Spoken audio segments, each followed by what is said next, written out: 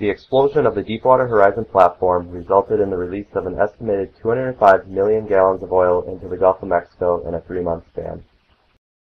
The impacts of any oil spill can be devastating, affecting the ecosystem and any associated person or business.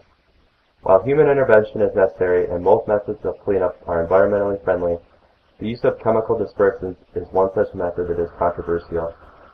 With almost 2 million gallons of oil dispersant used in the Gulf since the Deepwater Horizon accident, dispersant use is an important topic for anybody to be familiar with.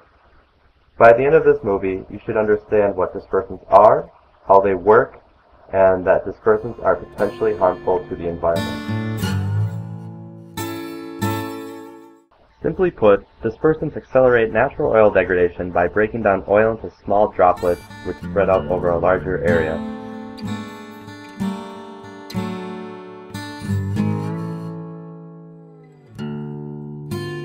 These processes include the combined interaction of weathering, evaporation, oxidation, sedimentation, and ends when oil is converted into non-toxic compounds by biodegradation.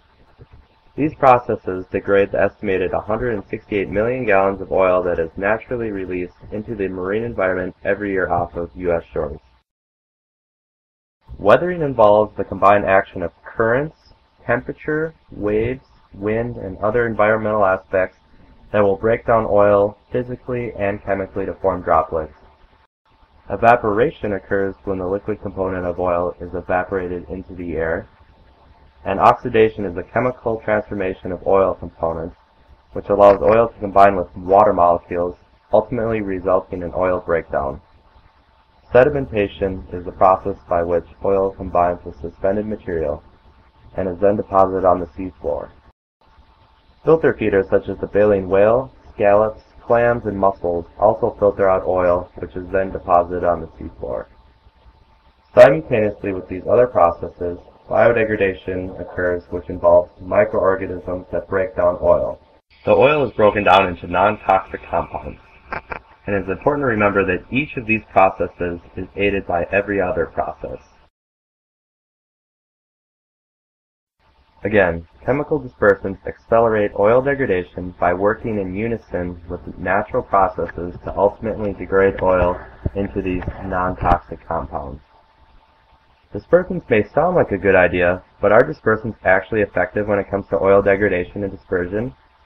The answer is yes, as it was found by researchers from the Department of Civil and Environmental Engineering at the University of Cincinnati. An Environmental Protection Agency approved baffled blast test was used to test the effectiveness of dispersants. The relationship of dispersants with different environmental conditions could also be determined due to the ability to isolate specific tests in flasks. These conditions include temperature, oil type, and water conditions.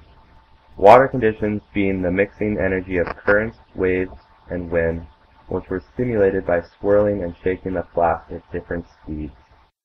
Dispersant effectiveness could be tested for by comparing results to a reference test, or control test, that did not contain any chemical dispersant. Multiple flasks for each test were used, and then replicated multiple times to ensure that data was randomized and any findings could be determined as statistically significant. After extensive testing, dispersants were effective in breaking up oil slicks and forming small oil droplets. It was also experimentally proven that dispersant effectiveness significantly enhanced when combined with other external factors.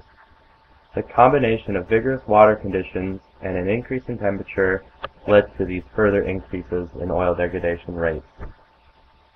Although dispersants are effective in oil degradation, the environmental effects have been highly debated. First off, it has been stated by many that dispersants are non-toxic to most species, and that dispersing the oil will have a more positive effect on ecosystems. Some believe dispersants cover up the obvious effects of a spill by reducing the amount of oil that gets to the shore, but leads to further problems of the ecosystems out at sea that encounter the dispersed oil. We annihilated a bunch of life in the Gulf of Mexico and traded that for perhaps cleaner beaches. Dispersants are great if you're a bird and bad if you're a fish. Is concerned about how poisonous dispersants can be and how the way they break up oil into tiny droplets could affect marine life. More research is needed on the effects of dispersants, as there have been no long-term studies on the effects on ecosystems.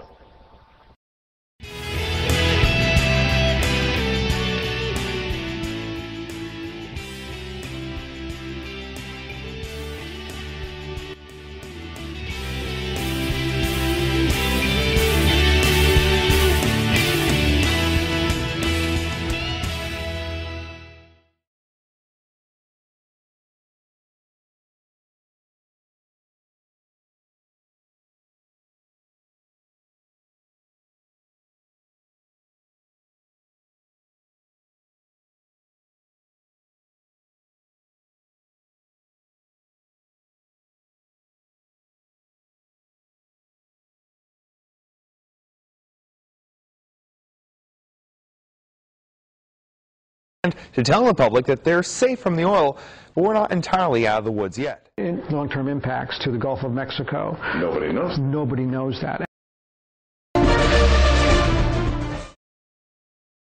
While experts are happy with the progress, there's more studies to be done. After the oil spill, recovery crews spent months cleaning up the Gulf Coast.